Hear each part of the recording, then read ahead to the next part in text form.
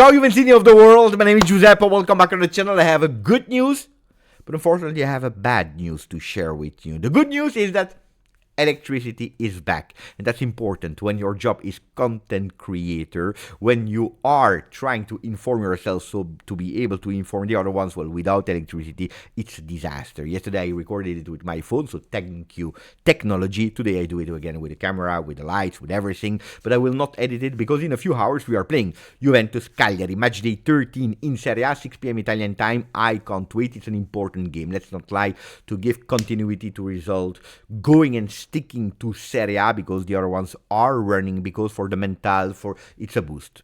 Because the other games, the difficult games, will arrive really soon.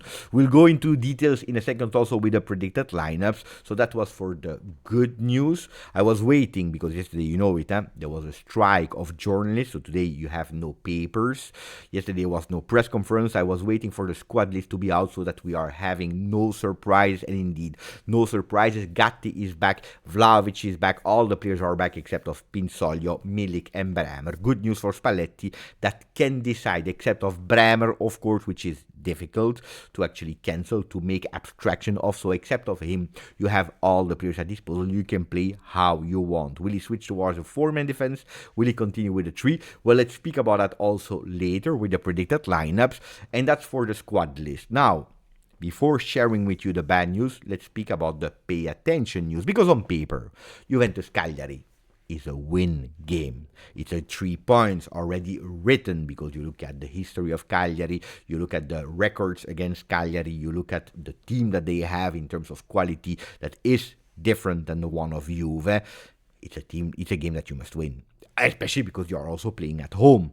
But pay attention to these games that are coming after a Champions League game, especially a game like Bode, where you had to wait the 91st minute to go with a 3-2 with a goal of Jonathan David. Pay attention because history, I told you, is important, and you need to take your lessons from the past to build a better future. Remember I told you that yesterday or 2 days ago? Well, last year, Leipzig-Juve, remontada, Conceição, winning goal, running, jumping in the arms of Thiago Motta. Players were mentally and also in terms of energy extremely tired. They go back. That was on the 2nd of October. The 6th of October, 4 days later, you are playing against Cagliari in your home. And you are starting actually quite well, with a goal of Dusan Vlahovic at the 15th minute. What is happening? He missed a goal. We are not able to score more. 88 minutes, another penalty, this time for Cagliari, 1-1. So pay attention to these games. And Bode, if we are totally honest, we spent even more energies than Leipzig. A huge big travel, the weather conditions. We are already in a different mood because back then we were in a winning, drawing streak. We didn't lose any game yet in that moment of the season. Now, mentally, we already lost some games. We are already starting to be far from the top of Serie A with -7 from Roma. So pay attention to that game of today. That is not as simple as we think, also because it's not Cagliari that is worrying me. It's Juve. You never know which Juve you will have on the field. So pay attention to the game of today, Juve against Leipzig. What is the bad news that I wanted to share with you? Well, unfortunately, I will not do the watch along today. I will not do it because a year ago, with my family, we decided to spend some money to go to the concert of Jamiroquai. I can't wait because I'm really a big fan of Jamiroquai from back then. So I will miss the game live. I will cut and shut all the notifications off so that when I'm back home, I'm able to watch the game as if it's live without knowing the result. And then I will do a post-game video quite late, because you need to calculate watching the concert that is ending at 11 p.m., going back home, starting to watch the game. So it will be quite late, or I will plan it for the beginning of the morning the next day. I don't know yet what time it will be out, but I will do a post-game video, but no live, unfortunately. Now, that being said, we need to win, also because of the ranking of Serie A. Yesterday was one game that has been played, Como Sassuolo, and yesterday Como convinced again with a beautiful 2-0 without too many stories, except that Berardi is against injured, but that's a story that we don't care. But Como won 2-0, quite easy win for them.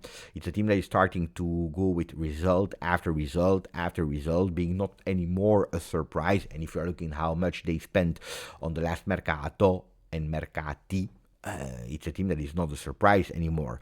So pay attention to another one that is there, because even if we win today, we cannot catch Como, that is already at 24 points, so we must hope to win to have 23 and to stick there. So there will be not a jump or an evolution from Juve in the ranking of Serie A, because the first one ahead of us is Como with 24, and then you have even Bologna at 24 that needs to play also this weekend.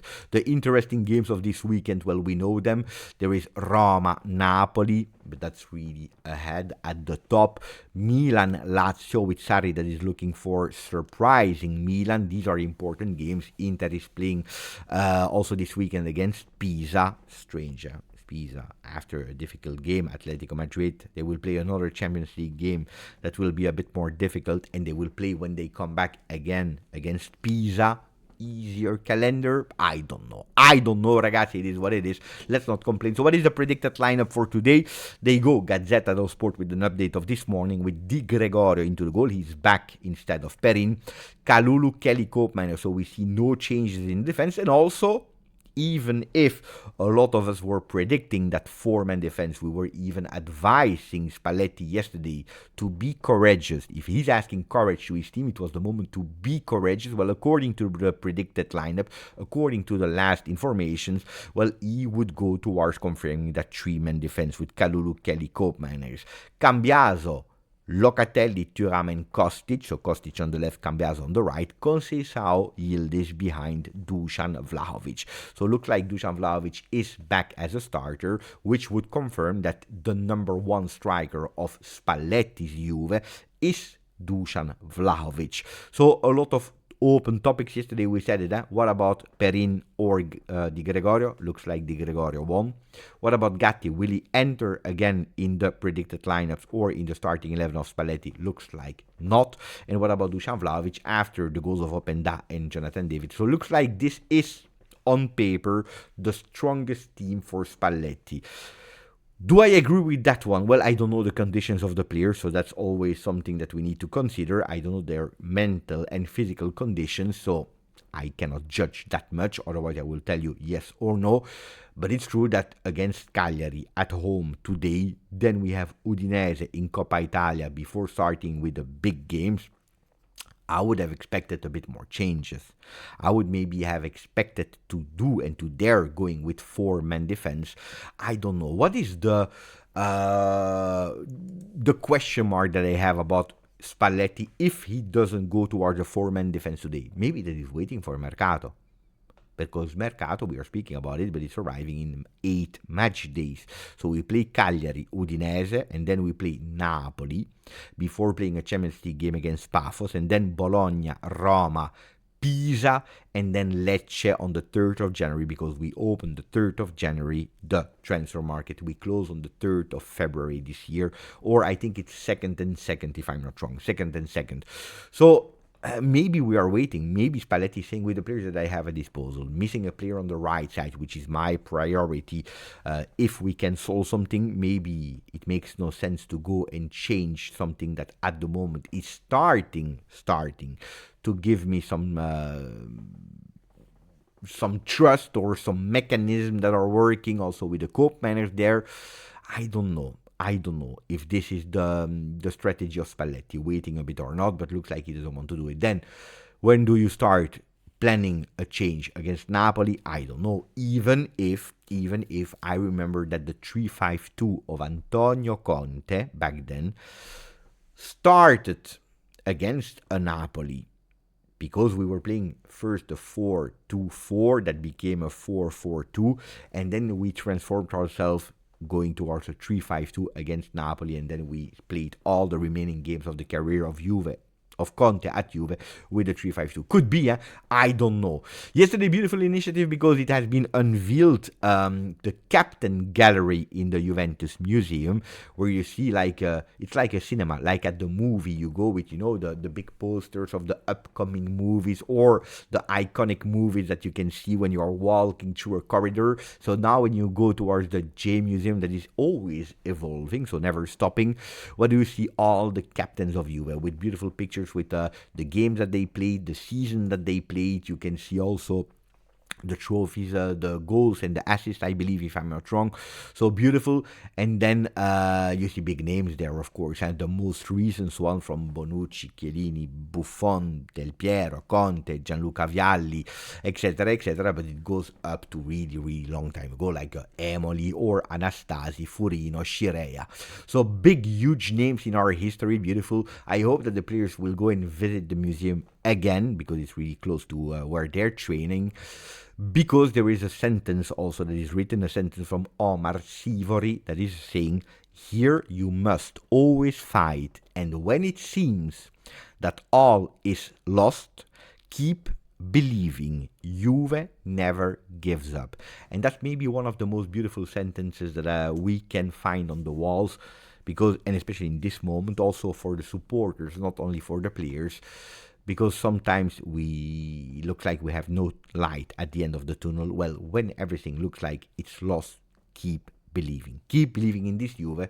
But the first one that needs to believe, of course, are the players themselves, and hopefully they will read it, they will see it, and they will put it into the field already starting today in Juventus Cagliari. If you enjoyed the video, please put a maximum of like. Don't forget to subscribe to the channel. Grazie, forza, Juve.